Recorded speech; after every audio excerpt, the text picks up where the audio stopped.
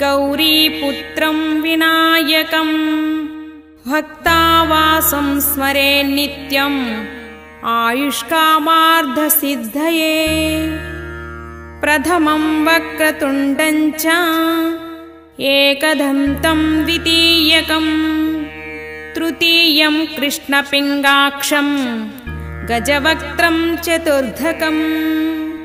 लम्बोदरं पञ्चमं च षष्ठं विकटमेव च सप्तमं विघ्नराजं च धूम्रवर्णं तथाष्टकं नवमं बालचन्द्रं च दशमं तु विनायकम् एकादशं गणपतिं द्वादशं तु गजाननं